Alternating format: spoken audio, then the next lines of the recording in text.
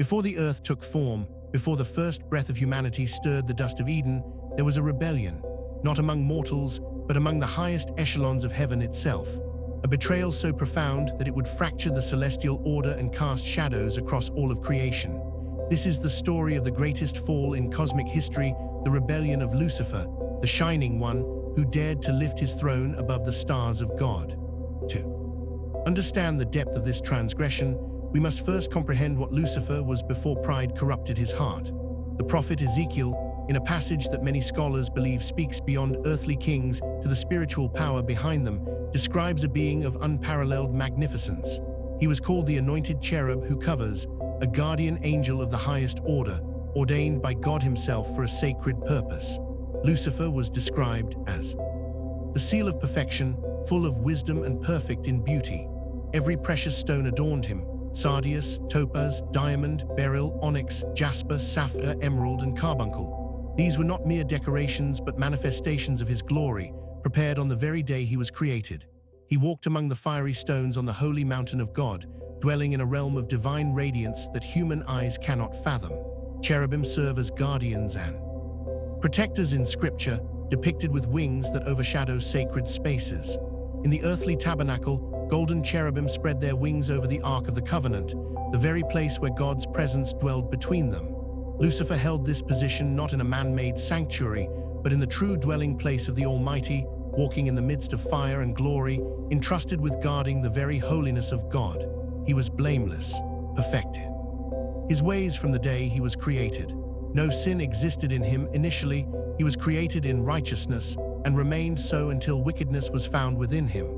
This was not a being predisposed to evil or fashioned with some inherent flaw. The rebellion that would shatter heaven itself originated not from external corruption, but from within the free will of this perfect creature.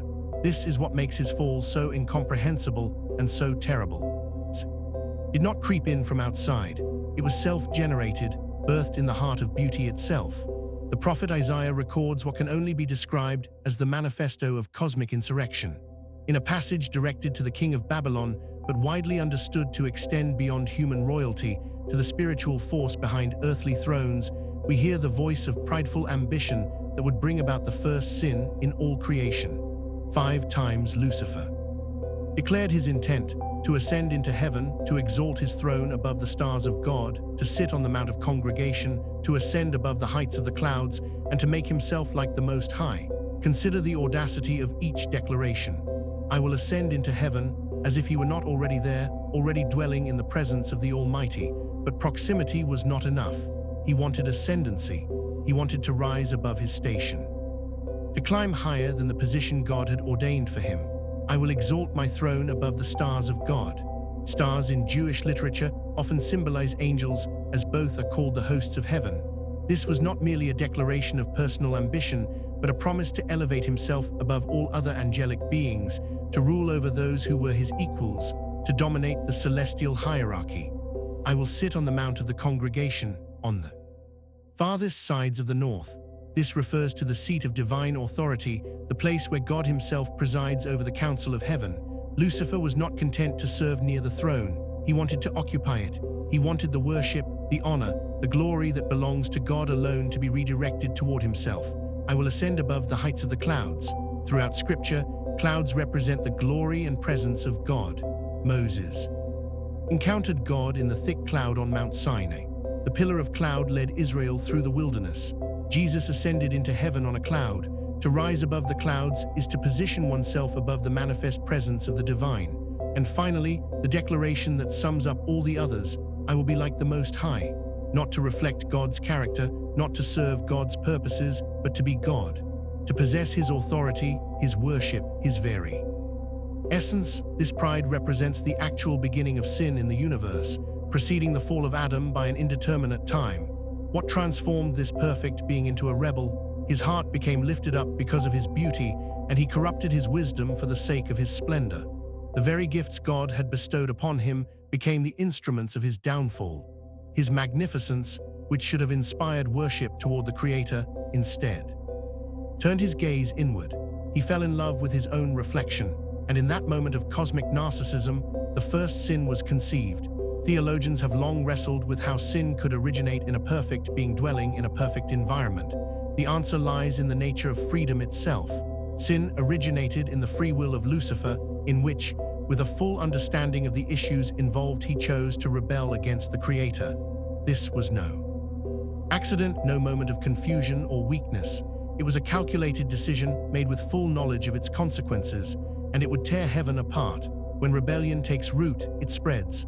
Lucifer did not fall alone. He assembled an army of angels to help him carry out his plot against God. How he convinced them remains one of the great mysteries of cosmic history. Perhaps he appealed to their own pride, their own desires for greater glory. Perhaps he painted a picture of a new order where they would no longer be servants but sovereigns. Whatever his methods, they proved effective. The book of Revelation gives us a glimpse of what followed, a conflict so immense that it shook the foundations of the celestial realm. War broke out in heaven, with Michael and his angels fighting against the dragon, and the dragon and his angels fighting back. This was not a skirmish or a brief confrontation. This was war, the first war, the archetypal conflict between good and evil, obedience and rebellion, light and darkness. Michael the Archangel, whose very name means who is like God, a question that stands as the direct antithesis to Lucifer's declaration, "I will be like the Most High," led the loyal angels against the insurgents. The dragon, that ancient serpent called the devil and Satan, marshaled his forces for battle. Outcome was never truly in doubt. The dragon and his angels did not prevail, nor was a place found for them in heaven any longer. The dragon's tail swept a third of the stars of heaven and cast them to the earth. Scholars debate whether this describes the initial recruitment of fallen angels or a later event during the end times. Some see it as symbolic of Lucifer's influence, drawing a third of the angelic host into his rebellion.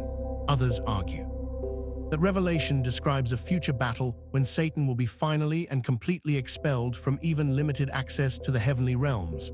The text itself leaves room for both interpretations, perhaps intentionally showing that Satan's defeat is both a past event and a future certainty. What is clear is the magnitude of the corruption. Not a handful of angels, but a third of the heavenly host. Countless brilliant beings created to reflect God's glory chose instead to follow the Shining One into darkness. They traded eternal joy for eternal judgment, exchanging their exalted positions for condemnation. Michael the Archangel achieved victory, and the dragon, the accuser of humanity and grand insurgent against all that is good, holy, and true, was humiliatingly defeated. The swiftness of the defeat is captured in Jesus' own words, "I saw Satan fall like lightning from heaven." Lightning sudden, brilliant, and unstoppable. There was no prolonged struggle, no moment when the outcome hung in the balance. God spoke, Michael acted, and the rebels fell. Once a beautiful, powerful angel of God, Lucifer lost his former, exalted position in heaven. His name itself transformed from its original meaning. Lucifer, Lightbearer or Morning Star, became Satan, Adversary. The one who once reflected divine glory now stands opposed to everything divine. His beauty became corruption, his wisdom became cunning, his power became perversion. But here we encounter something that troubles many. Satan maintained access to heaven even after his fall, appearing before God to make accusations. The book of Job shows us Satan coming before the throne of God, roaming the earth and returning to report, testing the faithful and accusing them before their maker. Zechariah shows us Satan standing at God's right hand to accuse Joshua the high priest. The word Satan means accuser, and this became his primary function, not dwelling in heaven, but appearing there to bring charges against God's people. This is not a contradiction, but a distinction. Satan was cast out from his position of authority, expelled from his role as guardian, driven from his place among the fiery stones. He can no longer dwell in heaven, but can still oppose God's work and hinder God's angels within certain boundaries. He became, as Paul describes him, the prince of the power of the air, ruling the spiritual realm between heaven and earth. His kingdom is one of exile, operating in the space between the throne of God and the world of humanity. Once thrown from heaven, Satan realized he lacked the power to directly seize God's throne, so he set his sights on overpowering God another way by tempting God's children to abandon him. If he could not ascend above God, he would drag humanity down below their intended glory. If he could not corrupt the Creator, he would corrupt the creation. The war that began in heaven continues on earth, and every human soul has become a battleground in this ancient conflict. His final fate, however, is already sealed. The lake of fire was prepared for the devil and his angels. During the millennial kingdom, he will be bound in the abyss, and ultimately he will be cast into eternal fire, where the worm does not die and the fire is not quenched. The one who sought to ascend will descend to the lowest depths. The one who declared, "I will exalt my throne," will be brought down to Sheol, to the far reaches of the pit. The rebellion that began in heaven did not end there. It echoes through every human heart that has ever lived.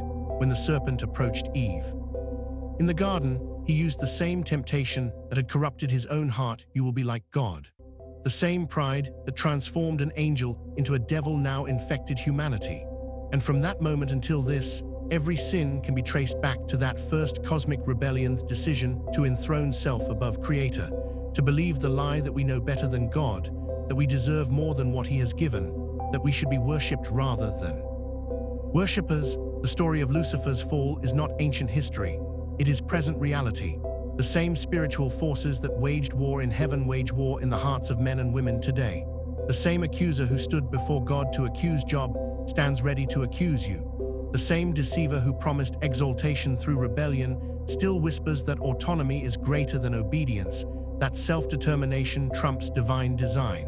But the story does not end with Satan's victory. It ends with his defeat.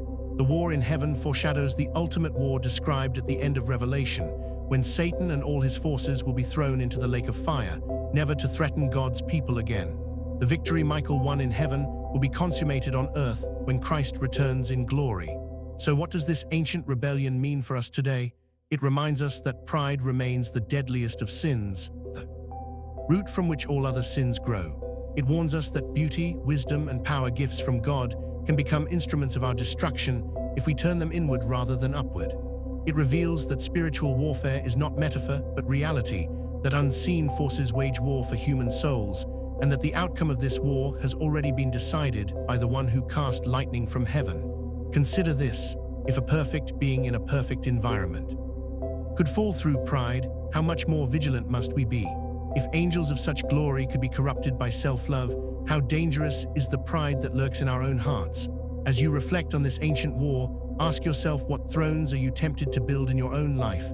What declarations of I will echo in your thoughts, seeking to elevate self above the will of your Creator?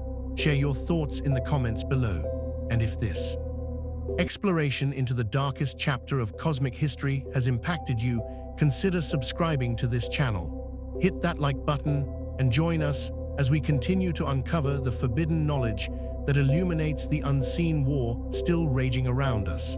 Until next time, stay vigilant.